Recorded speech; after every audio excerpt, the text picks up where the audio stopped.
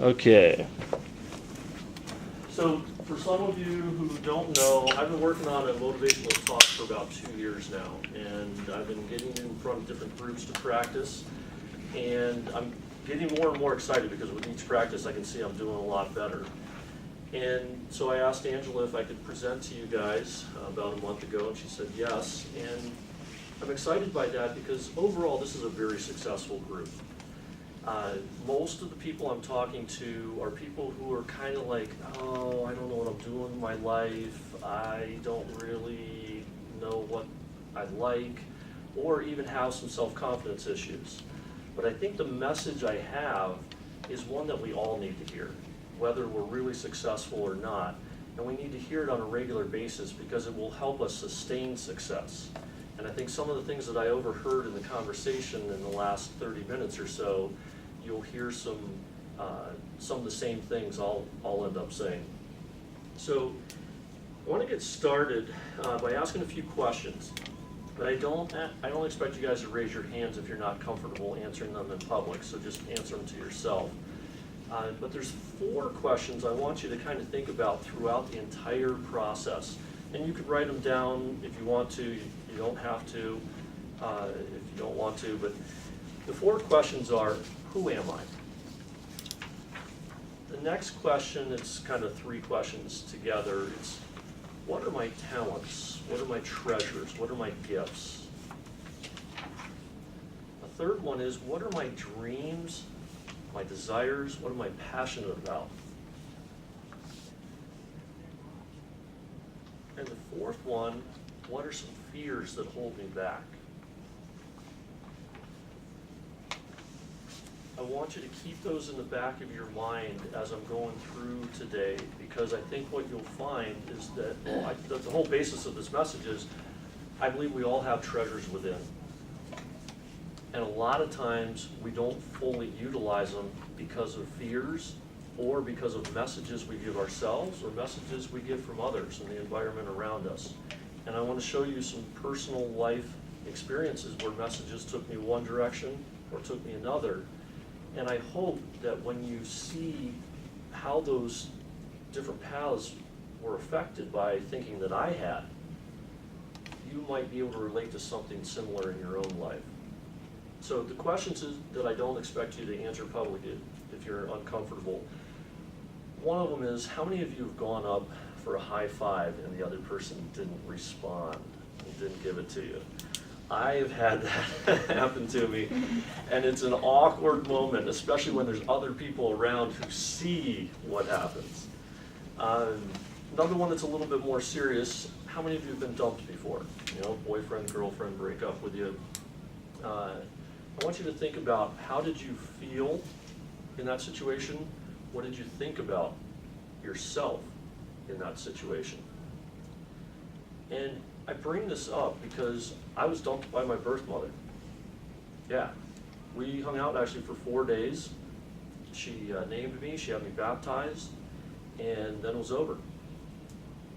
And I was given up for adoption when I was 5 days old. Now, before I went to my birth parents, or my adopted parents, I spent the next 5 to 6 weeks with a foster family. And interestingly, the foster mother reported to the adoption agency that I was very outgoing, that I smiled a lot, made lots of eye contact, made noises that made other family members laugh, and I would keep doing it as if I enjoyed being the center of attention. So at about 5 or 6 weeks old, I go to my adoptive parents and I shut down. Even though I didn't have the word formation at that point to describe thoughts or feelings or what was going on inside, what do you guys imagine I might have been thinking or feeling at that point? Confusion. Yep, I would think, Worry. probably. Not good enough, or That's one I'm definitely going to talk about. Not good enough, less than, or just a couple other very basic ones, rejection and abandonment. So I think all of those played a role. And I can't tell you for sure what I was thinking and feeling at that time, but I can give you some clues. Because my mom says, Rick, it is really interesting to read that report from your foster mother about your outgoing personality, because you were so closed and so serious with us. Dad would play with you and try to draw you out, and you just would not budge. That's exactly how I responded to breakups with girlfriends for basically my entire life up until about 2 years ago. And why is this important to today's topic? Because I think the messages we get from our environment and other people, as well as the messages we give ourselves, play a huge role in the decisions and the actions that we take in our lives. And I'm going to show you how some of the conscious, or maybe even unconscious, thoughts that I had played a role in my life. But you guys hit the nail on the head about worry, about confusion, about not feeling good enough. I can remember being in kindergarten or grade school and thinking I wasn't good enough, especially comparing myself to my classmates. Yet my classmates enjoyed hanging out and spending time. They wanted to spend time with me, so there was a disconnect there. What I did with those not good enough, less than feelings is that I realized in about 5th or 6th grade, I could overachieve. And I could get A's on every paper and every test. I could set a school record in a race, score 20 points in the basketball game, earn merit badges faster than anybody else in scouting. And all those things made me feel good about myself. They started filling in an emptiness that I was feeling inside. In addition, my parents are giving me praise, teachers are giving me praise, and my peers are giving me praise. And so I'm starting to get some self-confidence, I'm feeling good about myself. And so over the years of junior high, high school, and college, I'm thinking about 2 career paths that are somewhat related. I love teaching, and I love sports and fitness. So at first I'm thinking I'm going to be a basketball coach, because that was my first love. But then I learned about personal training in the middle of high school, and I'm like, wow, this would be maybe even better because I could be self-employed. I was running a lawn care business in junior high and high school, and I loved making my own hours. I had plenty of clients, and I could turn people away if I wanted to. And it was nice to know that my income was totally related to how hard I worked. So I'm thinking, all right, basketball or personal training. Go to college, get a biology degree, and then I go to grad school to get a master's in exercise science, thinking that, hey, these are going to help me become either a better basketball coach or a better personal trainer. But something happened over those next 2 years of grad school, and I don't think it's necessarily grad school that's the problem, so to speak. I think there's a common element for those of us who go into the workforce right out of high school, go into the workforce out of college, or go to grad school. There aren't as many grades as we have in junior high, high school, and college. We don't get as much feedback as to how we're doing. And so interestingly enough, over the course of those 2 years of grad school, those less than, not good enough feelings that I had been able to bury with all that accomplishment and all that praise from other people started coming to the surface. And I started feeling that more often and more intensely. And it's interesting to see that my trajectory of going towards basketball or personal training morphed, and by the time I was done with grad school, I went to coach track and field. And some of you may think, well, what's wrong with coaching track and field? There's actually nothing wrong with coaching that actual sport. And I loved working with the students, helping them set goals to run faster. I loved helping them work through fears. And I found it fulfilling to know that I was part of their maturation process to becoming more capable men and women.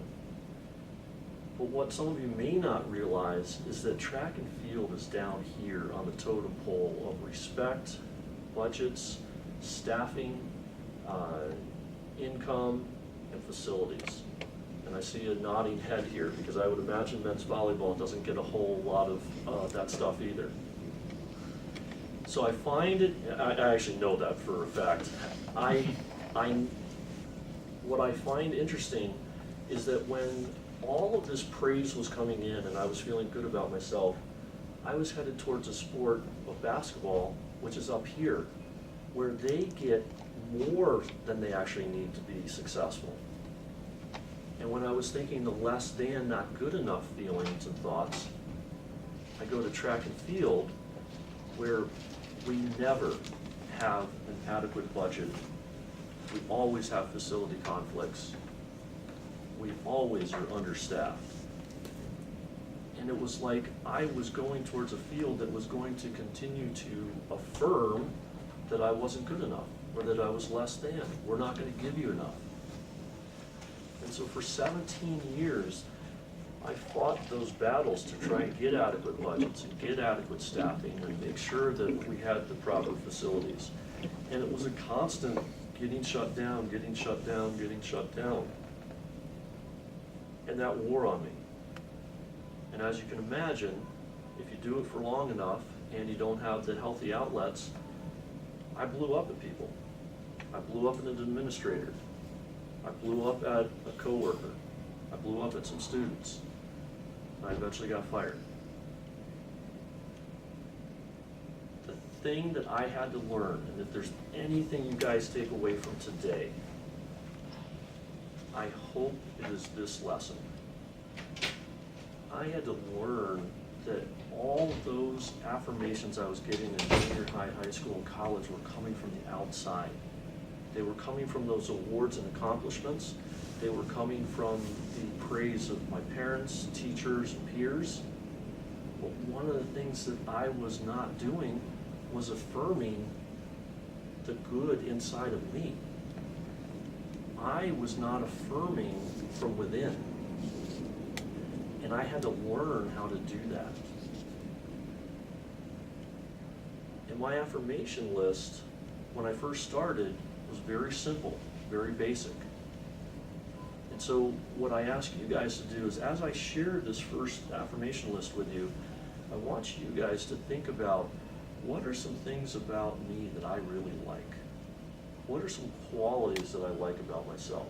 What are some talents and gifts that I have that I like? And you can even jot those down, and hopefully some of the stuff that I share will jog your memory, so to speak.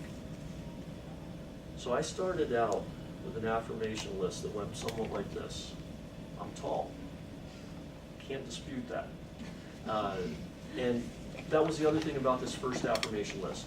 I made it about things that I had there were no disputes or I didn't have any doubts about.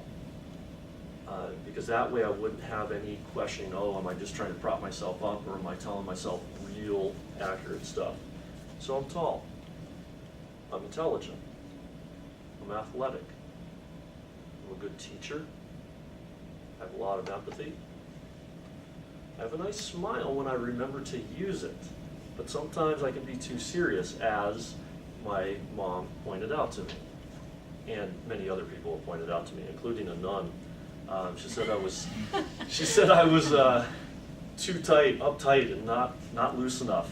I'm like, a nun is asking me if I've loosened up? But another one that I always have liked is I have a deep and sexy voice.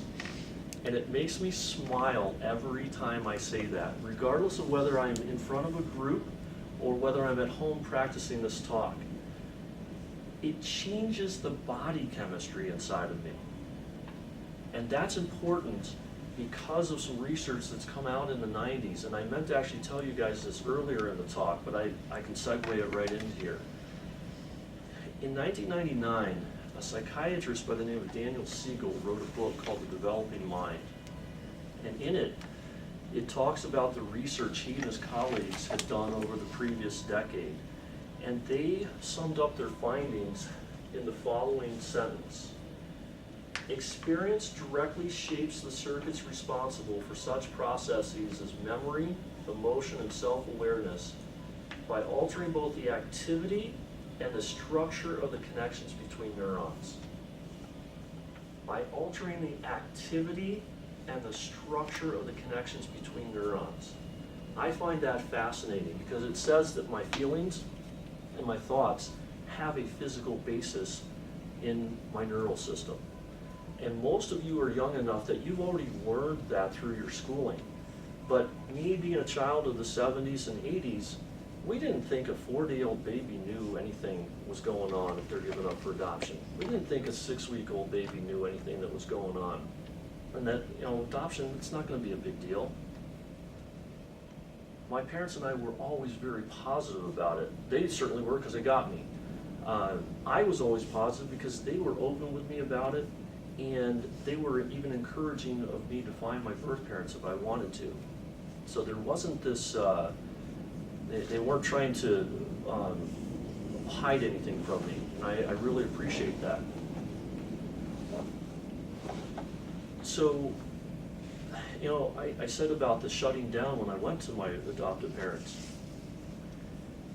It's interesting to see that I think there were things throughout my life, and we talked about the less than feelings, the abandonment feelings, the stronger reactions that I had to breakups than the typical guy has.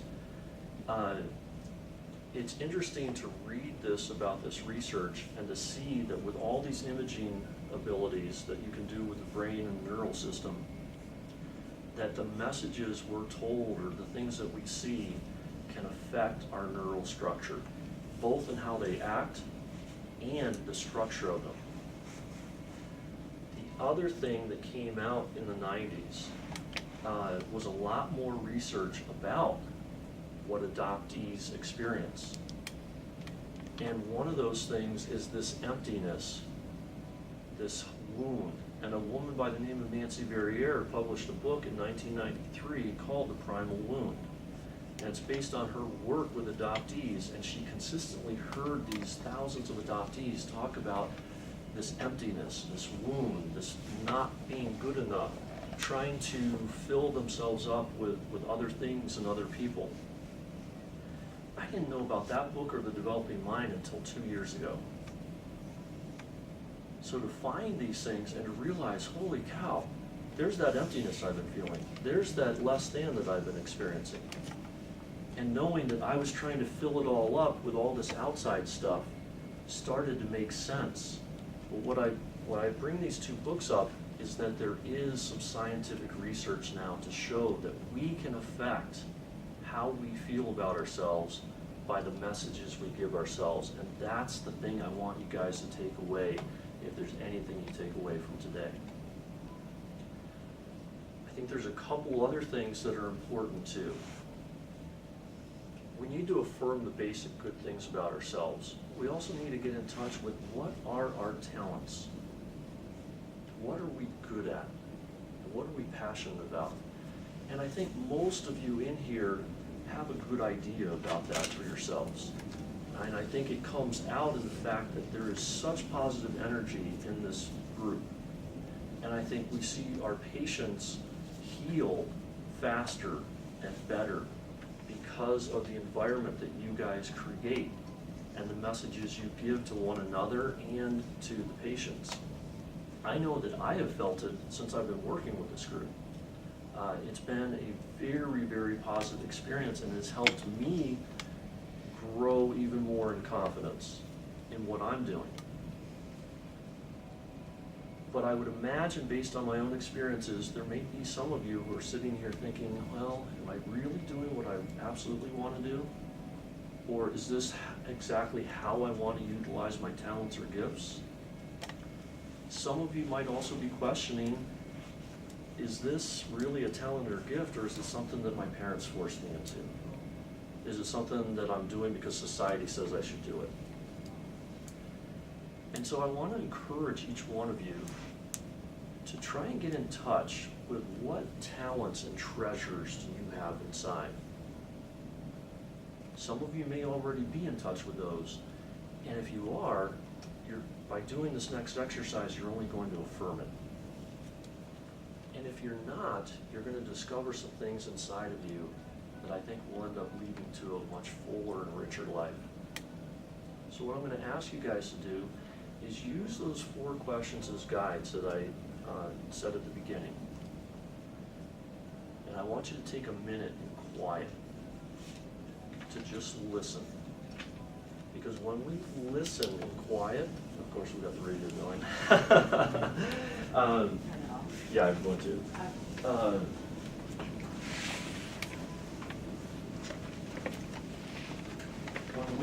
When we listen in quiet, we will find that there are things that come to us that sometimes we weren't even aware of. Things that we have been maybe holding back. And so I want you to think about those 4 questions, and I want you to think about this in the context of you, just you. Not you with a car, not you with a big screen TV or significant other, but just you yourself. I'm going to give you a minute to just be quiet and listen.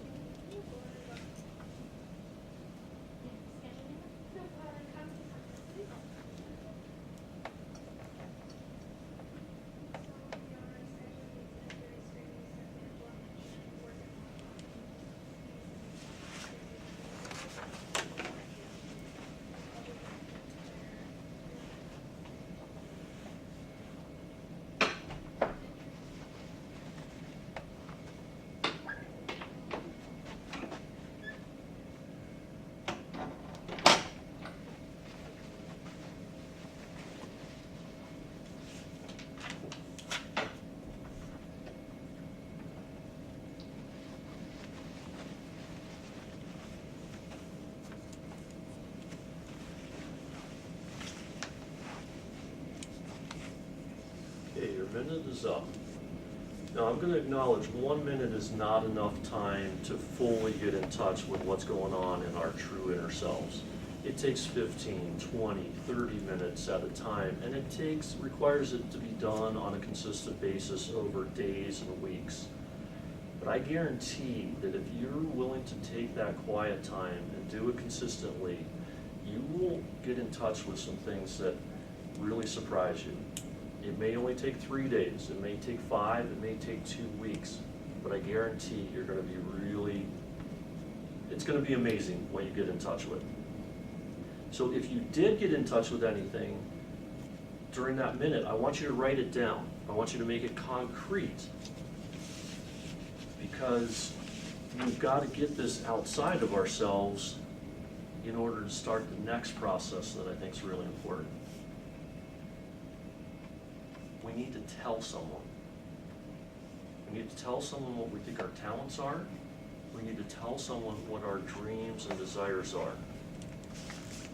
So I want you to think about who is someone in your life that you are absolutely confident you can tell your dreams and desires to.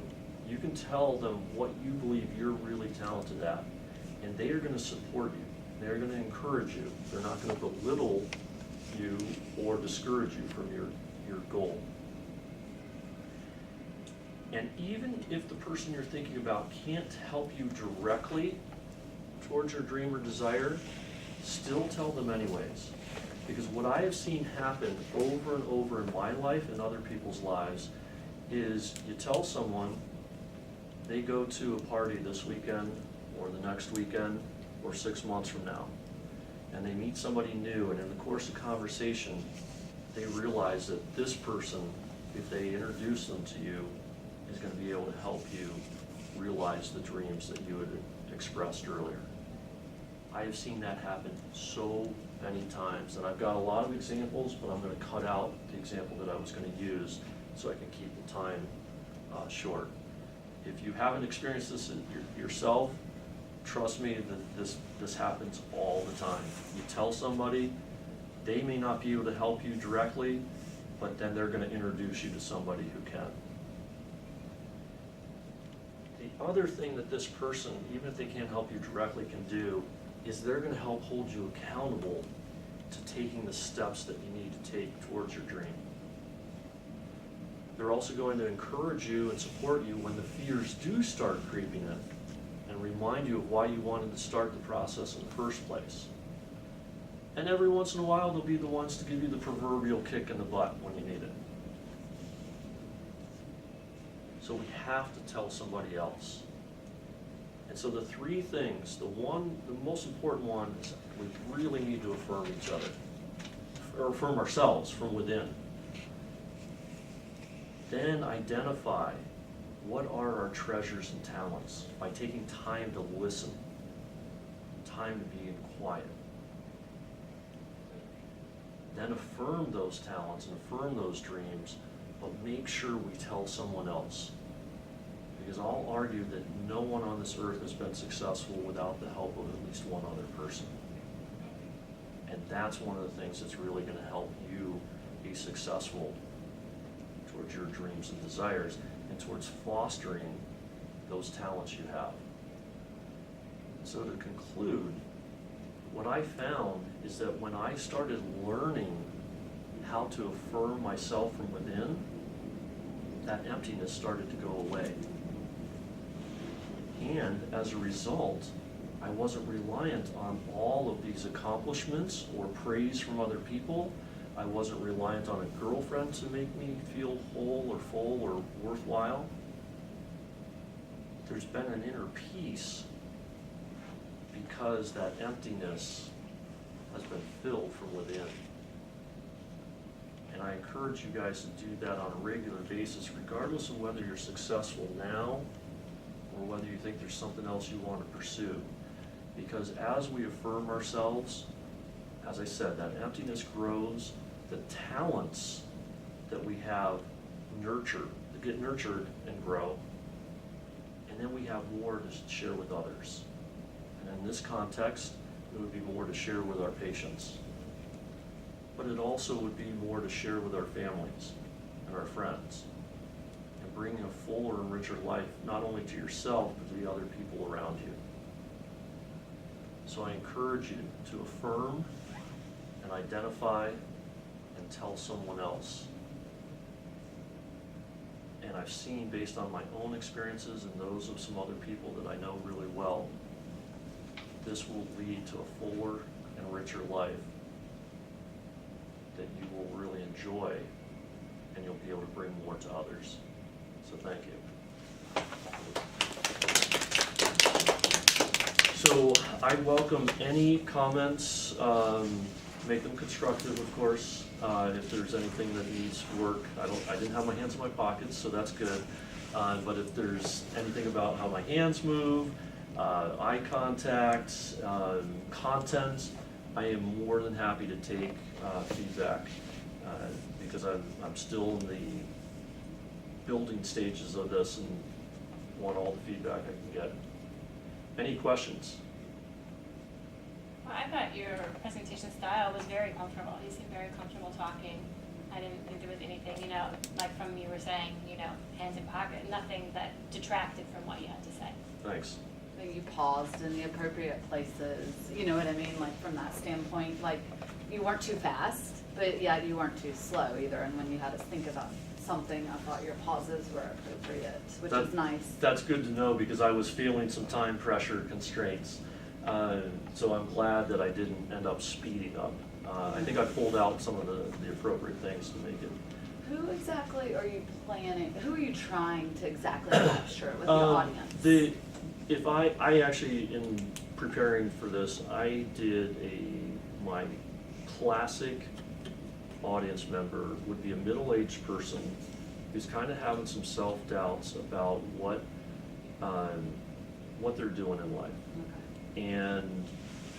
And maybe you're not giving themselves the best messages and need someone to kind of spark this, hey, yeah, I've got to give myself the messages, because if I'm relying on everybody else, if those things are gone, then I'm left with myself and emptiness.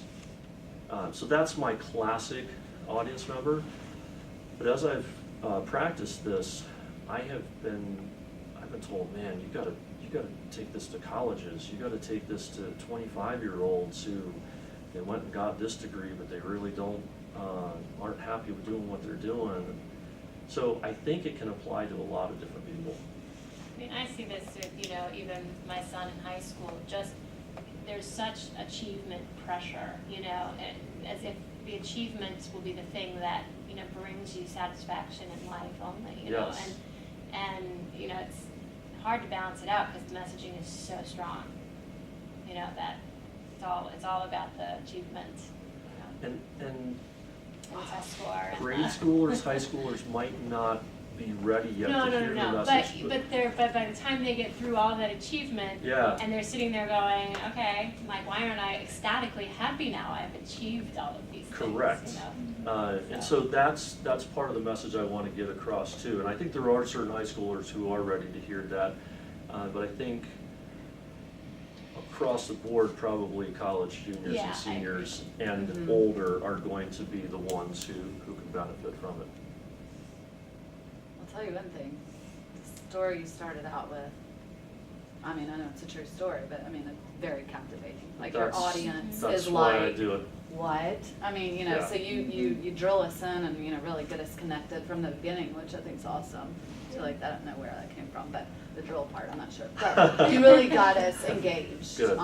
And that's what I want. I want to use a true story that Yeah. illustrates these messages and how they affect what's That's going on. Very powerful. And one of the things I forgot, actually, that I think it does illustrate it even better, I talk about how adoption, it's an event.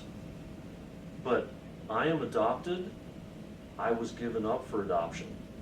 Two very different messages. And what I forgot to say is, I was always, hey, I'm adopted. Hey, did you know I'm adopted too? I always had this positive demeanor about it. And what happened was, 2 years ago, I started writing out this, the draft of this text. And a couple minutes into it, I write out the phrase, I was given up for adoption when I was 5 days old. And bam, that hit me like a ton of bricks. I had never looked at adoption from the rejection standpoint. Mm. And so I'm like, holy cow, maybe that's why I had so many struggles with the breakups, and that's why I felt this emptiness all the time. And then I'm reading this book by the author Nancy Barriere, and I'm like, holy cow, this describes me to a T. So I want to use a real life example because I think they have more power to them. Since you guys don't seem to be rushing off, the real life example about the tell someone else. One of my good friends has a PhD in neuroscience, and he was doing lab work, and he was getting tired of it after about 3 years. It's like, I don't think I can sit in the lab for the rest of my career. And he said, you know, I like teaching, I like writing, maybe I could be a science writer, maybe I could do some policy writing. And so he's telling me this just to tell me.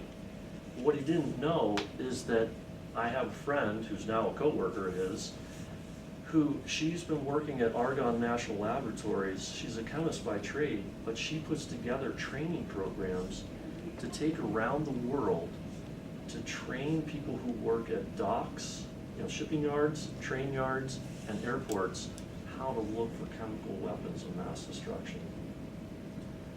And I introduced the two of them because I thought maybe this would be his opportunity to be able to write and to teach and use his science background.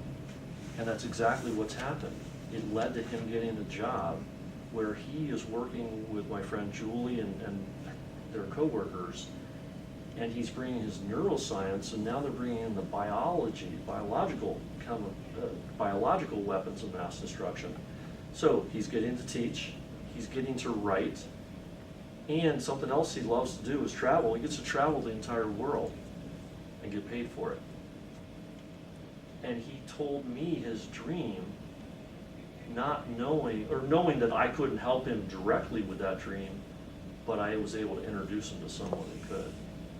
So I think it's so important that we tell other people what we want to do.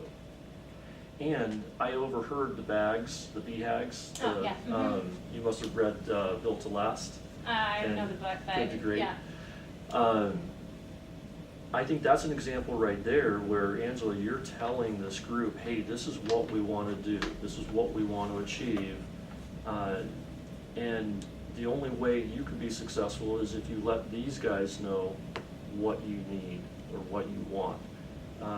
And now, and I overheard that Hunter and Mike, you guys have already had some new referrals as a result of you bringing up these dreams and desires, so to speak. So it's already working in this context.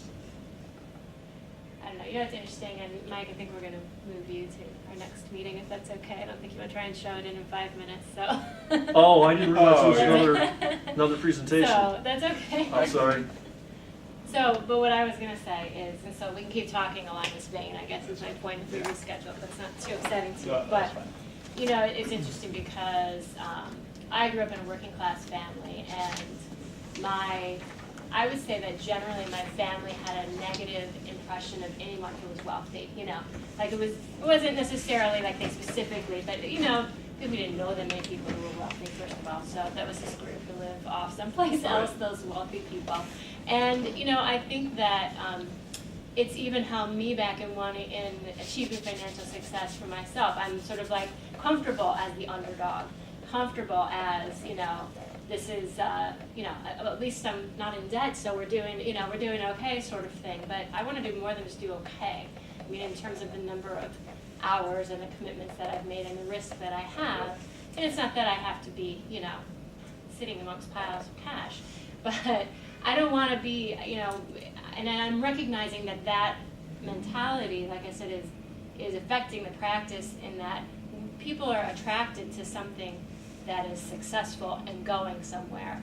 People are not attracted to something that is like, well, you know, we're doing okay, but we get to spend an hour with our patients. I mean, I'm attracting some people that way. I'm attracting some great people that way, but long term, finding the people who that's the only thing that drives them it's like finding needles in haystacks. So, you know, if I have to get over some of that in order to be able to create something that people really are excited to be a part of. And so, To back that up, be willing to make some changes.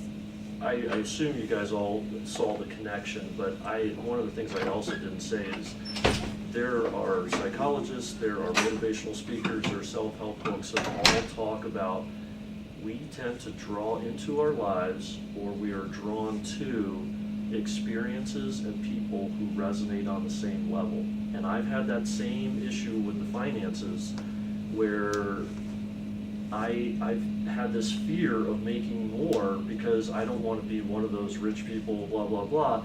But you know what? I've met a lot of rich people who are very, very good people who don't flaunt it. And it's not really about the money. It's about, am I a good person? You know, am I utilizing my talents? But the whole point I'm getting at is that was I going towards basketball where it was just plenty, plenty, plenty, plenty when I was getting all these affirmations about how good I was, or was I going to track and field where it's a constant message of not enough, not enough, not enough, not enough, because I was thinking I'm not good enough, I'm less than. So the messages we give ourselves, I think, play a huge role in the trajectory of what direction we can go. And to tie back to another sort of healthcare analogy is that when the messaging we're constantly getting from insurers is that we're not valuable, we're not valuable, we're not valuable, it has an impact on us. And that we have to be able to kind of break out of that mold of thinking and say, well, here is our value proposition, and here's what we offer, and it's really awesome. Amen.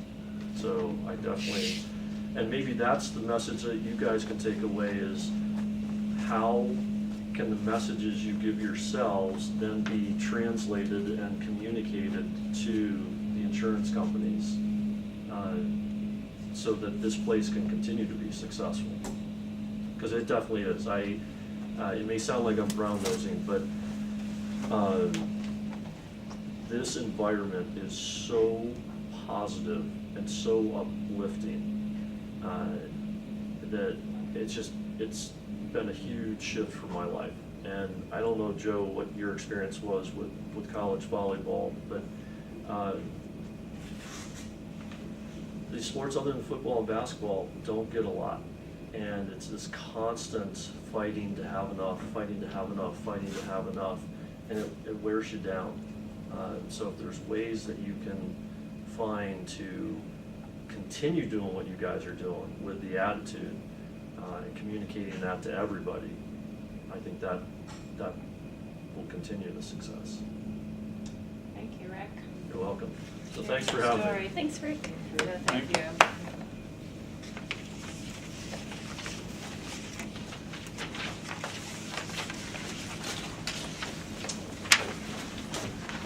Thanks for hosting us, Luke. Thank you. Yeah.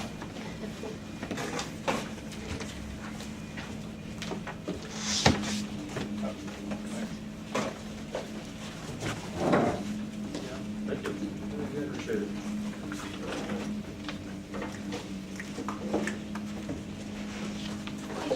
You're welcome. Thanks for the opportunity. Appreciate it.